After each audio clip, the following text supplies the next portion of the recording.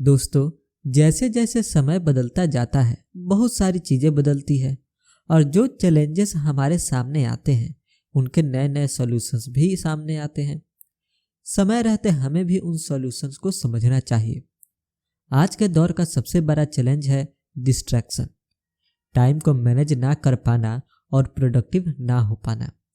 और इसी चैलेंज को सॉल्व करने के लिए जो नई थ्योरी, जो नया कॉन्सेप्ट आज हम डिस्कस करने वाले हैं वो है माइंड मैनेजमेंट का, ना कि टाइम मैनेजमेंट का। आज की बुक समरी है mind management not time management, productivity when creativity matters, जिसे लिखा है डेविड कैडवी ने। डेविड कैडवी एक राइटर और एक पॉडकास्टर है। वो लोगों को अपने क्रिएटिव काम में प्रोडक्टिव बनने में मदद करते हैं। उनकी बुक्स की 1 मिलियन से ज़्यादा कॉपी बिक चुकी है। David TEDx, the Huffington post और ऑब्जर्वर में भी आ चुके हैं। तो बात यह है कि कई बुक्स और स्पीकर से ये बताते हैं कि अपने टाइम को कैसे अच्छे से इस्तेमाल किया जाना चाहिए। वो आपसे ये करो या वो करो करने के लिए कहते हैं, लेकिन सच्चाई तो ये है कि चीज़ों को पूरा करने का टाइम मैनेजमेंट से कोई ताल्लुक ही नहीं है। ये सिर्फ इस बात पर डिपेंड करता है कि आप अपने माइंड को कैसे मैनेज करते हैं। ये समरी माइंड मैनेजमेंट को पाने के लिए आपको कुछ सिंपल और पावरफुल टेक्निक सिखाने वाली है।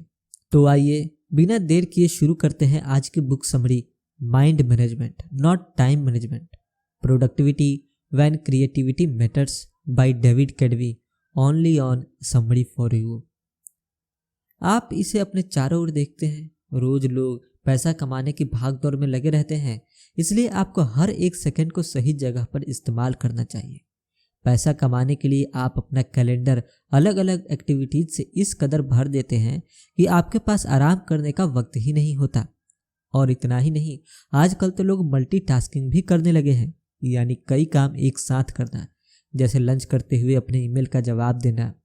क्या यह वही हसल कल्चर यानी भागदौड़ वाला कल्चर है जिसका एक हिस्सा बनकर सभी गर्व महसूस करते हैं? क्या हमेशा थका थका रहना, गुस्सा करना या परेशान महसूस करना आम बात हो गई है? ये समरी ये साबित कर देगी कि टाइम मैनेजमेंट अब किसी काम का नहीं रहा और इससे आपको कुछ भी नहीं मिलेगा। आप ये सीखेंगे कि माइंड मैनेजमेंट सक्सेस पाने और कोई भी काम करने में कैसे आपकी मदद कर सकता है। आप ये भी सीखेंगे कि कुछ पाने के लिए आपको किसी भी तरह की जल्दबाजी करने की कोई ज़रूरत नहीं है। टाइम मैनेजमेंट नहीं, माइंड मैनेजमेंट अपने गोल्स को पाने का बेहतर तरीका है। तो आइए शुरू करते हैं इस लॉन्ग जर्नी की शुरुआत इस पहले चैप्टर से, mind management not time management. इस बुक के ऑथर डेविड कैडवी खुद को एक राइटर नहीं मानते थे। उन्हें बचपन से ही लिखना कुछ खास पसंद नहीं था, लेकिन एक दिन उन्हें एक ऐसी बुक डील ऑफर की गई जिसे कोई बेवकूफ़ ही मना करता। इसलिए डेविड ने अपनी लाइफ को इस तरह प्लान किया ताकि वो एक बुक लिख सके। सबसे पहले उन्होंने इस बात का ध्यान रखा कि उनके पास बुक लिखने के लिए अच्छा खासा टाइम हो। उन्होंने अपने दोस्तों के साथ डिनर और दूसरे प्लान्स को कैंसिल कर दिया और इनकी जगह अपने राइटिंग सेशंस को रखने लगे। डेविड ने डेट्स पर जाना भी छोड़ दिया, यहाँ तक कि अपनी ग्रोसरी और खाना भी घर पर डिलीवर करवाने लगे। उन्होंने अपने बुक लिखने पर फोकस करने के लिए जी जान लगा दी। एक राइटर के दिमाग में शब्दों का जैसे एक पिटारा सा होता है, पर वो शब्दों के साथ खेल जाते हैं। लेकिन डेविड के लिए ये सब इतना नेचुरल या आसान नहीं था। जब वो लिखने बैठते हैं तो एक शब्द भी नहीं लिख पाते थे और ना जाने कंप्यूटर के सामने बैठे बैठे यूं ही कितने घंटे निकल जाते। फिर उन्हें खुद पर प्रेशर महसूस होने लगा। डेविड को अगले कुछ हफ्तों में बुक का 25% काम खत्म करके पब्लिशर को दिखाना था। अगर वो ऐसा नहीं कर पाते तो डील कैंसिल हो सकती थी। डेविड अपनी फैमिली और दोस्तों को निराश नहीं करना चाहते थे और हड़बड़ाहट में उन्होंने कोस्टा रिका में एक रिट्रीट ज्वाइन करने का मन बनाया। वो ये बात अच्छे से जानते थे कि वहां जाकर भी वो कुछ लिख नहीं पाएंगे। क्या इसका मतलब यह है कि ज्वाइन करने से उन्हें पछतावा हुआ था? बिल्कुल हुआ था, लेकिन डेविड ने सोचा कि जगह बदलने से शायद उन्हें राइटर्स ब्लॉक से बाहर निकलने में मदद मिलेगी। डेविड को रिट्रीट के लिए हाँ कहने के बाद पछतावा होने लगा और वो अपने घर से बाहर निकल गए। वो अपनी फ्रस्ट्रेशन को दूर करना चाहते थे, तब उनकी मुलाकात डिएगो से हुई। वो रोड के दूसरी तरफ थे जब उन्होंने डेविड को इस तरह बुलाया जैसे मानो दोनों दोस्त थे। डिएगो ने हाथ से इशारा करते हुए डेविड को बुलाया और उनसे स्पेनिश में बात करने लगे। डेविड एक बेवकूफ़ की तरह नहीं दिखना चाहते थे, इसलिए उन्होंने डिएगो की बात का जवाब दिया। उनसे बात करने पर डेविड को पता चला कि डिएगो ऐसे ही कुछ बात करना चाहता था। उन्हें बीच पर घूमना और बारिश का मौसम बेहद पसंद था। उनकी बातें ज़्यादा लंबी तो नहीं चली, लेकिन डेविड को इसके बाद काफ़ी अच्छा महसूस हो रहा था। जब डेविड घर लौटे तो दोबारा कंप्यूटर के सामने बैठ गए। अगले 1 घंटे में डेविड पहला चैप्टर लिखने में कामयाब रहे। इससे डेविड को समझ में आया कि ऐसा क्या हुआ था जिससे वो लिख पाने में कामयाब रहे थे। इसकी वजह लिखने के लिए समय निकालना नहीं था। टाइम मैनेजमेंट अब इफेक्टिव यानी कारगर नहीं रहा है। आपको टाइम की नहीं बल्कि लिखने के लिए सही मेंटल स्टेट में होने की जरूरत है। इसे ही डेविड माइंड मैनेजमेंट कहते हैं। माइंड मैनेजमेंट का मतलब है अपनी क्रिएटिव एनर्जी को प्रायोरिटी देना, लेकिन ये आपका वक्त भी जाया कर सकता है। आपने कभी अपनी लंबी टू डू लिस्ट को देखकर जीरो मोटिवेशन महसूस किया है? ऐसा हम सभी के साथ होता है। फिर भी माइंड मैनेजमेंट से आप इस मुश्किल से निकल सकते हैं। माइंड मैनेजमेंट का मतलब है किसी काम या प्रॉब्लम को अलग नज़रिए से देखना। टाइम मैनेजमेंट में आप खुद से ये पूछते हैं कि अभी मैं क्या कर सकता हूँ। ज़्यादातर समय इस सवाल की वजह से आप टाल मटोल करने लगते हैं। आप ये जानते हैं कि आपको कुछ करना चाहिए, लेकिन उसे करने के लिए आपके पास फोकस और मोटिवेशन नहीं होता है। दूसरी तरफ माइंड मैनेजमेंट में आप खुद से पूछते हैं कि अभी मैं कौन सा काम करने के मूड में हूँ और मुझे ऐसा क्या करना चाहिए जो मेरे मूड के साथ फिट हो सके। अपने काम को पूरा करने का सबसे अच्छा तरीका है कि आपका मेंटल स्टेट और वो काम दोनों एक दूसरे के साथ मैच करना चाहिए। इससे एनर्जी और वक्त जैसे रिसोर्स नहीं होते। नेक्स्ट चैप्टर है क्रिएटिव स्वीट स्पॉट। क्रिएटिव होना कोई ऐसी चीज नहीं है जो आसानी से आपके अंदर आ जाती है। ये कोई ग्रोसरी नहीं है जिसे आप खरीद कर ला सकते हैं। क्रिएटिविटी की प्रोसेस में वक्त लगता है। कोई कहानी सुनाने, गाना लिखने या फिर एक पेंटिंग बनाने के लिए आपका स्टेट ऑफ माइंड सही होना बहुत जरूरी है। डेविड क्रिएटिव मोड में घुसने के लिए 2 तरह की थिंकिंग का इस्तेमाल करते हैं, जो है डाइवर्जेंट थिंकिंग और कन्वर्जेंट थिंकिंग। डाइवर्जेंट थिंकिंग तब होती है जब आपके थॉट यानी विचार बिखरे हुए होते हैं। इसमें आपका ध्यान कई चीज़ों पर होता है। जब आप इन अलग अलग थॉट्स को जोड़ देते हैं तो इसे एक कन्वर्जेंट थिंकिंग कहते हैं। अब राइटिंग का ही एग्जाम्पल ले लीजिए।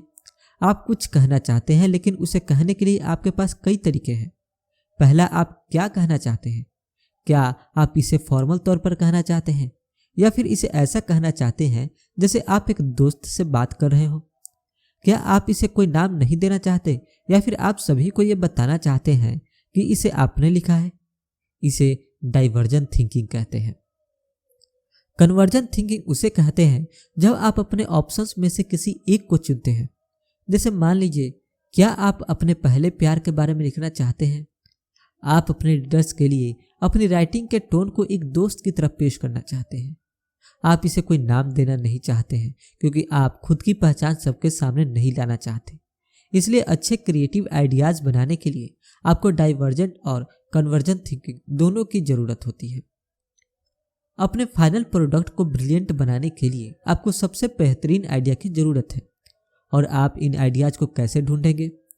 अपने क्रिएटिव स्पॉट को पहचान कर। आपका क्रिएटिव स्पॉट उस वक्त और उस जगह के बारे में बताता है जिसमें आप अपना बेस्ट क्रिएटिव काम कर पाते हैं। क्रिएटिव काम ऐसी चीज नहीं है जिसे आप किसी गाइड बुक की मदद से कर सकते हैं। इसमें कोई लॉजिक या कोई मैथमेटिकल फार्मूला काम नहीं आता।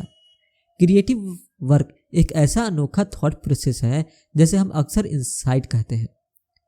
न्यूरोसाइंटिस्ट के मुताबिक इंसाइट अचानक हुए एहसास या नजरिए में हुए बदलाव को कहते हैं। इंसाइट को एक यूरेका मूवमेंट भी मान सकते हैं, जो तब होता है जब कुछ मिलने से आपकी आंखों में खुशी के आंसू आ जाते हैं। क्या आपको कभी अचानक से कोई ब्रिलियंट प्लान या आइडिया आया है? उसे ही यूरेका या फिर मिल गया ये मूवमेंट कहते हैं। यह तब होता है जब अपने गाने के कुछ मिसिंग शब्द आपको अचानक से मिल जाए। या आप अपनी कहानी का एक परफेक्ट प्लॉट ढूंढ निकालते हैं। आप दोबारा कुछ पेंट करना चाहते हैं लेकिन यह नहीं जानते कि क्या पेंट करें, तो इसके लिए अपने पसंदीदा कार्टून कैरेक्टर को पेंट करने के बारे में अचानक याद आना एक यूरेका मोमेंट होगा। दिन के खास वक्त के दौरान अपने क्रिएटिव स्पॉट को ढूंढना आसान हो जाता है। इसका मतलब यह नहीं है कि आपको अपना दिन इसी वक्त के हिसाब से प्लान करना चाहिए। बस इतना याद रखिएगा कि यह माइंड मैनेजमेंट के बारे में है, टाइम मैनेजमेंट के बारे में नहीं। आपकी एनर्जी हर एक दिन या पूरे दिन एक जैसी नहीं रहती है। जैसे जॉब पर आपकी बहुत सी एनर्जी खर्च हो जाती है, वैसे ही अपने दोस्तों के साथ सोशलिस्ट करना या अपनी पेंटिंग या नॉवेल पर काम करने जैसे काम भी आपकी बहुत सारी एनर्जी ले लेते हैं। इसलिए दिन का वो सही वक्त ढूंढ निकालिए जब आपके अंदर सबसे ज़्यादा एनर्जी होती है। आपको अपने स्लीप साइकिल से भी तालमेल बनाकर रखना होगा। यह सिस्टम आपको दिन में जगे रहने में मदद करता है। इसे ऊपर जाती हुई एक लाइन की तरह सोचिए। जितना ज़्यादा आप जागेंगे उतना ज़्यादा आप अलर्ट रहेंगे, लेकिन जागे रहने के साथ साथ अलर्ट रहने को आपका स्लीप डेट सिस्टम रोक देता है। दूसरे शब्दों में कहें, अगर आप एक रात अच्छे से नहीं सोएंगे तो आपका स्लीप डेट बहुत ज़्यादा हो जाएगा। अपने स्लीप डेट को नीचे जाती हुई एक लाइन की तरह सोचिए, क्योंकि यह आपके एनर्जी को कम करता है। आपके सर्कैडियन सिस्टम और स्लीप डेट दोनों की लाइन दोपहर के शुरुआती वक्त लगभग 2:30 बजे मिलती है। इसी वजह से आप इस वक्त सुस्त और थका हुआ महसूस करते हैं। अपनी बॉडी क्लॉक को समझने से आपको अपने काम पर आसानी से फोकस करने में मदद मिलती है। बहुत से लोग सुबह सुबह बहुत फोकस्ड होकर काम करते हैं। जैसे बेस्ट वायलिन प्लेयर अपने दिन की शुरुआती 2 से 4 घंटे मन लगाकर प्रैक्टिस करते हैं। मशहूर राइटर वर्जीनिया वुल्फ और साइकोलॉजिस्ट पीएफ भी ऐसा ही करते हैं। ऐसा इसलिए क्योंकि सुबह का वक्त वो समय होता है जब लोग पूरी तरह से जगे हुए और सबसे ज़्यादा अलर्ट रहते हैं। अपने क्रिएटिव स्पॉट को हासिल करने के लिए डेविड ने एक और तरीका बताया है। इसे वो फर्स्ट आवर रूल कहते हैं, जो अपने काम को पूरा करने में उन्हें डिसिप्लिन रहने में मदद करता है। जब आप अपने दिन का सबसे पहला घंटा अपने प्रोजेक्ट पर लगाते हैं तो उसे फर्स्ट आवर रूल कहते हैं। और ये कोई ऐसा वैसा प्रोजेक्ट नहीं होना चाहिए, बल्कि आपका सबसे इम्पोर्टेंट प्रोजेक्ट होना चाहिए। ऐसा करने से आप उस प्रोजेक्ट को जल्दी पूरा कर पाएंगे। इसे सुनकर ऐसा लग रहा होगा ना कि क्या ऐसा सच में मुमकिन है? तो जवाब है जी हाँ, बिल्कुल मुमकिन है। अपने दिन की शुरुआत अपने सबसे इम्पोर्टेंट काम से कीजिए, यानी कि ऐसे काम से जो आपको करना ही है। ऐसा करने से इसे पूरा करने के लिए आपके आलसी होने के चांसेस काफ़ी कम हो जाते हैं। ऐसा करना उस काम में आने वाली रुकावटों को भी रोकता है। इस इम्पोर्टेंट लर्निंग को लेने के बाद बढ़ते हैं नेक्स्ट चैप्टर की ओर, द 4 स्टेजेस ऑफ क्रिएटिविटी। जब आप असल में राइटिंग और प्रिंटिंग नहीं कर रहे हैं तब भी आप राइटिंग और पेंटिंग कर सकते हैं। क्रिएटिविटी का प्रोसेस सिर्फ राइटिंग और पेंटिंग के बारे में नहीं है। इसे सोशल साइकोलॉजिस्ट ग्राम बॉलर्स कंट्रोल के 4 स्टेजेस या क्रिएटिविटी के 4 स्टेज कहते हैं। पहला स्टेज है प्रिपरेशन, यानी कि तैयारी करना। ये तब होता है जब आप अपने प्रोजेक्ट के बारे में सब कुछ सोचते हैं। आपकी स्टोरी में कौन से कैरेक्टर होंगे, आपका गाना कितना लंबा होगा, पेंटिंग बनाने के लिए आप किस चीज़ का इस्तेमाल करेंगे। यह ब्रेन स्टॉर्मिंग यानी दिमाग चलाने वाला स्टेज है। इसमें आपके पास अपने प्रोजेक्ट की इतनी इन्फॉर्मेशन होती है कि आप एक चलते फिरते इंसाइक्लोपीडिया की तरह हो जाते हैं। डेविड ने भी अपनी बुक पर इसी तरह काम करना शुरू किया था।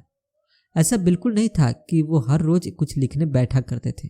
नहीं, ऐसा भी वक्त हुआ करता था जब वो अपने लिविंग रूम में बैठकर इन्फॉर्मेशन के ऐसे सोर्सेज को खोलकर देखा करते थे।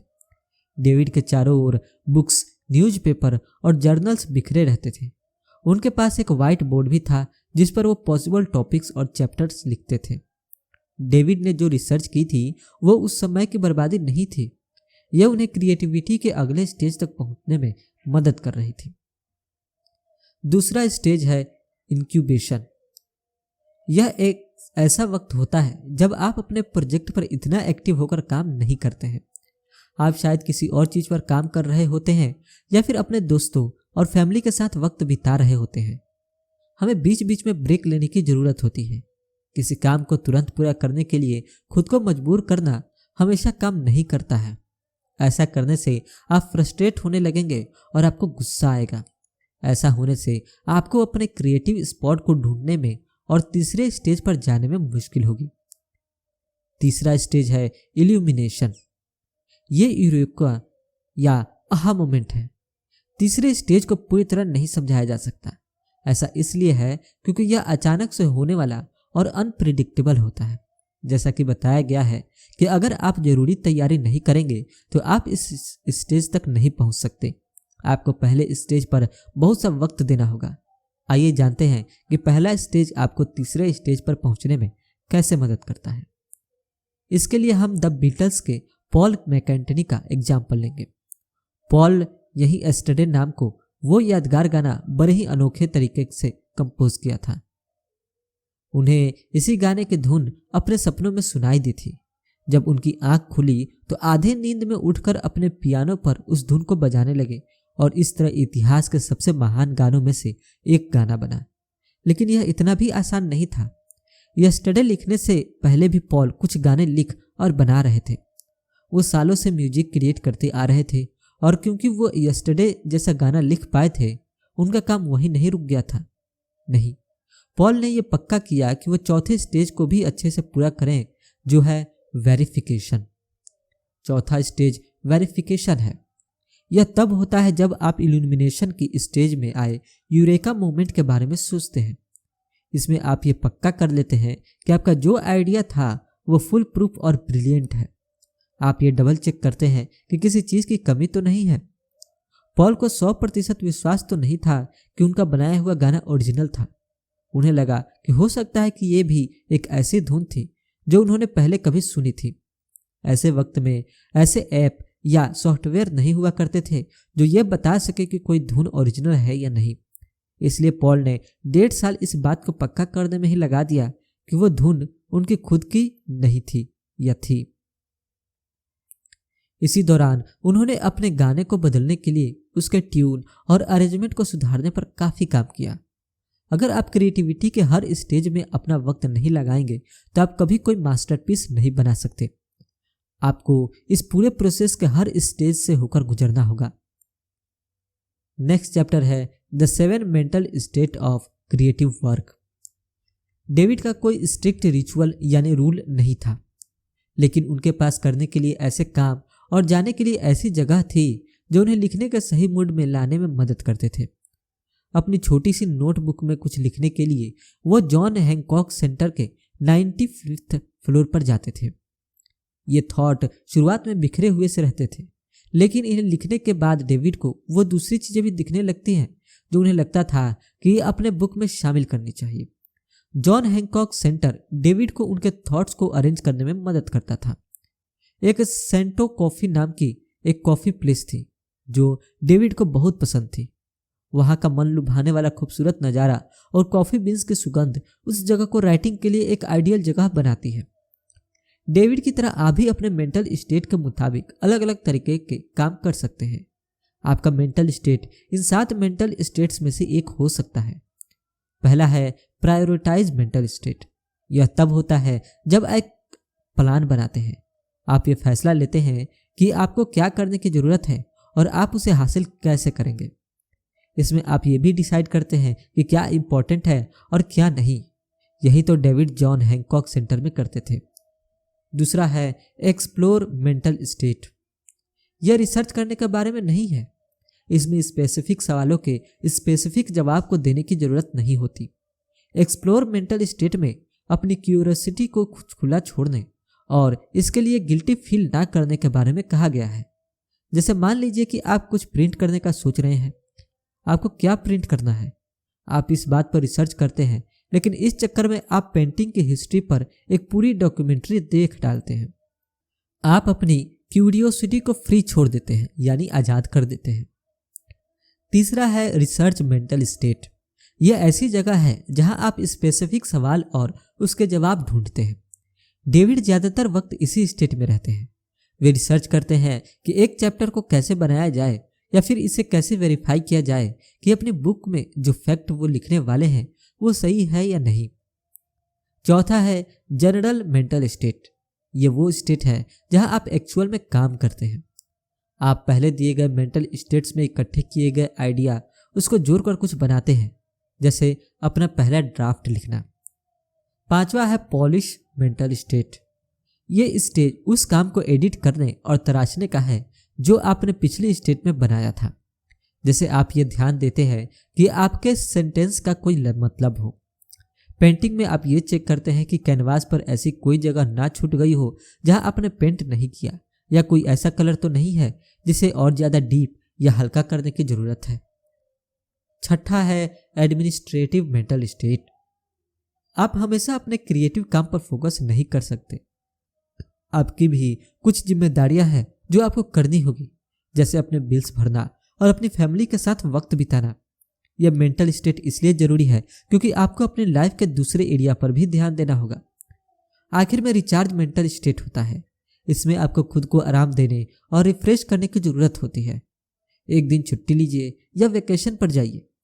जब डेविड अपने बुक को लेकर स्ट्रेस लेते हैं तो वो मसाज लेने चले जाते हैं। कभी कभी फनी वीडियोज या मूवी देखना भी इसमें मदद कर सकता है।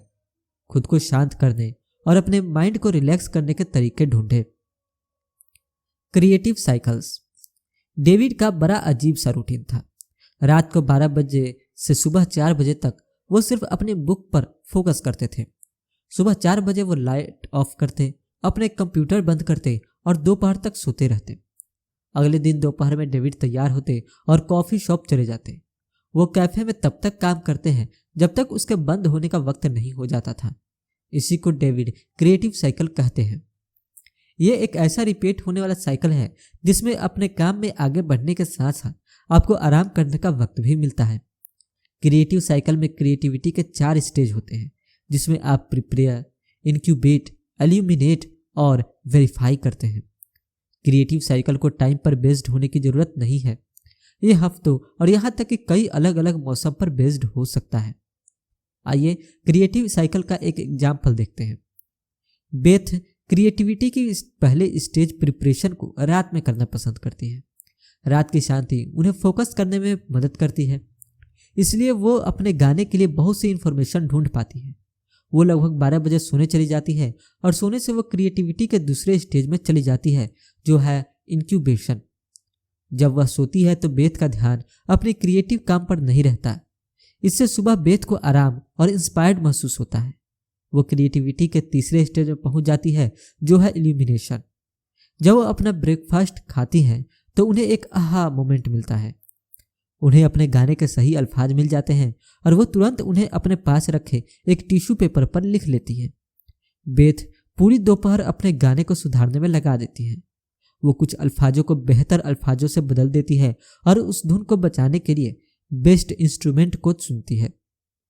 अपने माइंड को मैनेज करने के लिए बहुत से ऑप्शंस हैं। आपको सिर्फ वो ढूंढने की जरूरत है जो आपको सबसे ज्यादा सूट करता है।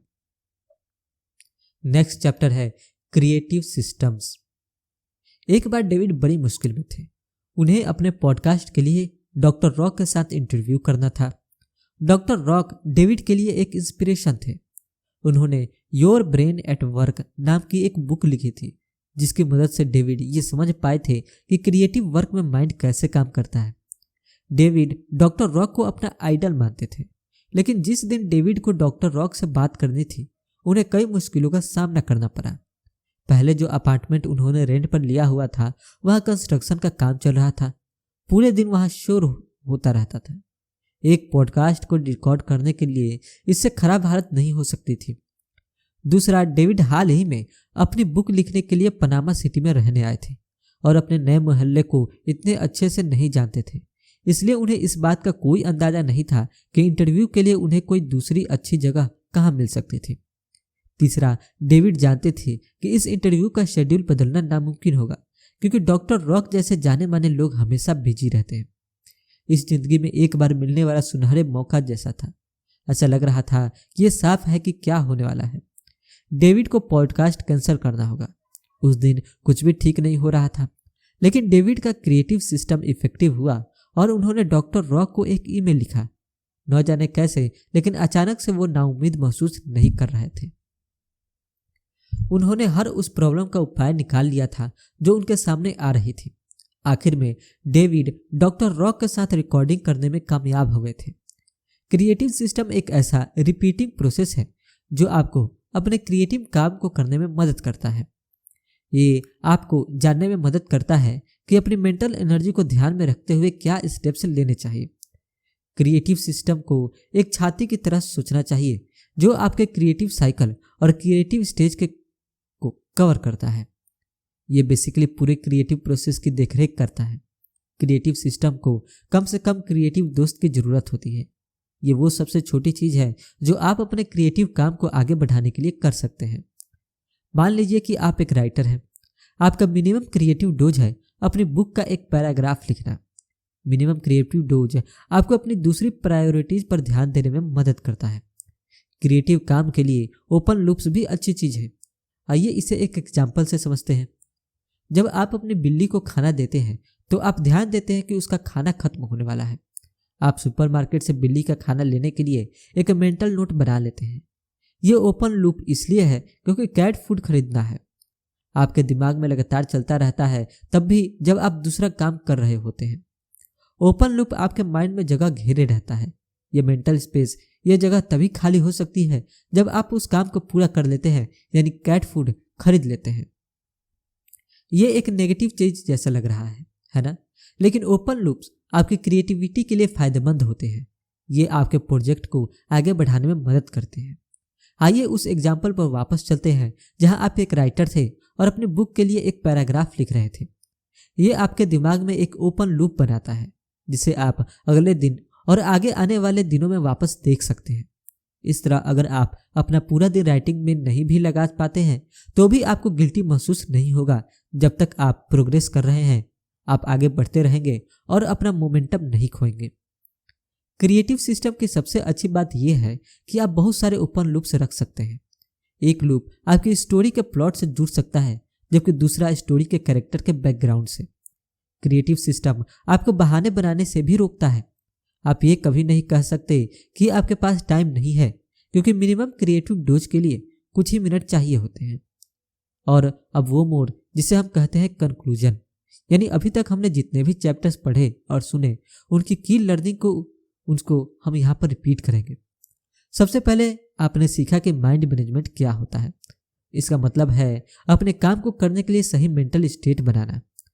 ये खुद से ये पूछना है कि मैं कौन सा काम करने के मूड में हूँ और मैं ऐसा क्या कर सकता हूँ जो उस मूड में फिट हो सके। दूसरा, आपने सीखा कि अपने क्रिएटिव स्पॉट को ढूंढकर आप अपना माइंड मैनेजमेंट हासिल कर सकते हैं। डाइवर्जेंट और कन्वर्जन थिंकिंग अप्लाई करने से आप ऐसा कर पाएंगे। दोनों तरीकों से आप यूरेका मोमेंट बना सकते हैं जो आपके क्रिएटिव काम में अचानक आए कामयाबी की तरह होता है।